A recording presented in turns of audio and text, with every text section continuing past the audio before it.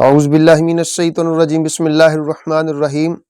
آپ دیکھ رہے ہیں ہمارا YouTube channel H A Zahoori official. آج ہم سورہ بقرہ شریف کی آیہ کریمہ نمبر 127 کے صوفیانہ اسرار و رموز بیان کرنے کی مالک کی بارگاہ سے توفیق حاصل کریں گے۔ اس میں خالق کائنات نے جناب اسماعیل علیہ السلام اور جناب ابراہیم علیہ السلام کا ذکر فرمایا ہے کہ جب وہ خانہ کعبہ کی تعمیر کر رہے تھے تو خالق کائنات فرما رہا ہے کہ اور جب اٹھاتا تھا ابراہیم اس گھر کی بنیادیں اور اسماعیل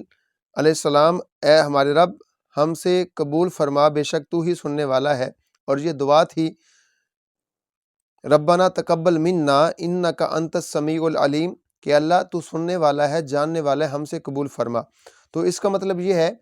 یہاں پہ ایک نقطہ عرض کرتے چلیں کہ خانہ کعبہ جو ہے اس کی بنیادیں پہلے سے موجود تھیں۔ ابراہیم علیہ السلام نے پھر آگے سے اس کی دیواروں کو اٹھایا، رکھا،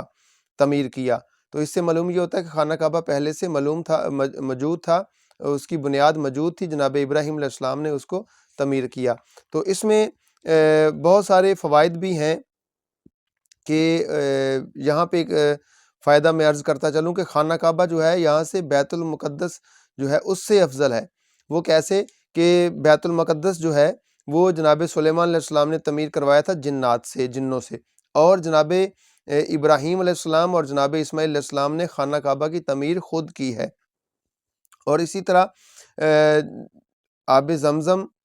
جو ہے وہ سارے پانیوں سے افضل ہے، کیونکہ اس میں جناب ابراہیم علیہ السلام کے صاحبزادے جناب اسماعیل علیہ السلام کی ایڑی لگی ہے اور انبیاء علیہ السلام کا لعاب بھی شامل ہے۔ تو بعض علماء فرماتے ہیں کہ دنیا کے تمام پانیوں سے آب زمزم افضل ہے، لیکن آب زمزم سے بھی کوئی یہ پانی افضل ہے، وہ پانی وہ ہے جو حضور نبی کریم صلی اللہ علیہ وسلم نے ایک موقع کے اوپر اپنی انگشت مبارک یعنی کہ انگلیاں مبارکہ سے پانی نکالا تھا۔ وہ پانی سب سے افضل ہے، کیونکہ جناب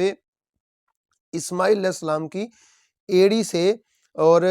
انبیاء کے لعاب کے شامل ہونے کی وجہ سے پانی آب زمزم جو ہے وہ افضل ہے۔ اور زمزم سے افضل پانی جو ہے وہ پانی ہے جس کو نبی کریم صلی اللہ تعالیٰ علیہ وسلم کی انگلیاں مبارکیں لگی ہیں۔ حضور تاجدار نبی کریم صلی اللہ علیہ وسلم کا دست مبارک لگا ہے جس پانی سے، وہ پانی۔ یہاں پہ ایک اور بھی بات عرض کرتا چلوں کہ انگلیوں سے پانی نکالنا یہ نبی کریم صلی اللہ علیہ وسلم کا معجزہ ہے۔ جناب موسیٰ علیہ السلام نے عصا مارا، پتھر سے پانی نکالا، پتھر سے تو پانی نکل سکتا ہے، اور انگلیوں سے پانی نکالنا کمال ہے، وہ صرف میرے کریم آقا علیہ السلام کا معجزہ ہے، اور صرف حضور نبی کریم صلی اللہ علیہ وسلم کو اللہ تعالیٰ نے یہ سعادت عطا فرمائی ہے کہ حضور نے پانی جو ہے اپنی انگشت مبارکہ یعنی کہ انگلیوں سے پانی نکالا ہے۔ پتھر سے تو پانی نکل سکتا ہے، انگلیوں سے پانی نکالنا جو ہے وہ مشکل تھا، تو بلکہ ناممکن ہے، جو کہ سرکار علیہ السلام نے ممکن کر کے دکھایا۔ یہاں پہ ایک اور بھی چیز ہے کہ جب بھی کوئی اچھا عمل کیا جائے، یہاں پہ ایک نقطہ اور ہے، جب بھی کوئی اچھا عمل کیا جائے اس اچھے عمل کرنے کے بعد مالک کی بارگاہ سے دعا ضرور کرنی چاہیے، جیسے کہ جناب ابراہیم علیہ السلام اور جناب اسماعیل علیہ السلام نے خانہ کعبہ کی تعمیر کی، اس کو بنایا، اور اس کے بعد جو ہے پھر دعا کی۔ یہاں پہ بزرگان دین جو ہے وہ فرماتے ہیں کہ جو اچھا کام ہو اس کے بعد دعا ضرور مانگ لینی چاہیے۔ تو یہاں پہ جو صوفیہ فرماتے ہیں کہ خانہ کعبہ کی دیواریں اٹھانا، تعمیر کرنا، جناب اسماعیل علیہ السلام کا، جناب ابراہیم علیہ السلام کا، تو اس کو صوفیانہ رنگ جو ہے وہ کیسے دیا جائے؟ وہ فرماتے ہیں قلبی اور روحانی بنیادیں جو ہیں ہر انسان میں فطرتاً موجود ہوتی ہیں۔ یہ قلب جو ہے وہ بیت اللہ ہے، اور اس کو بنانے والا جو ہے وہ شیخ طریقت ہوتا ہے، اور تعلیم میں مدد دینے والا جو ہے وہ عالم شریعت ہوتا ہے، یعنی کہ ایک ظاہر ہوتا ہے، ایک باطن ہوتا ہے۔ روحانیت جو ہے وہ شیخ طریقت سے ملتی ہے، جبکہ اس طریقت کی راہ کے اوپر گامزن کروانے والا جو ہے وہ عالم شریعت ہوتا ہے، وہ عالم شریعت۔ تو عالم شریعت جو ہے وہ شیخ کے حوالے کرتا ہے اس سالک کو،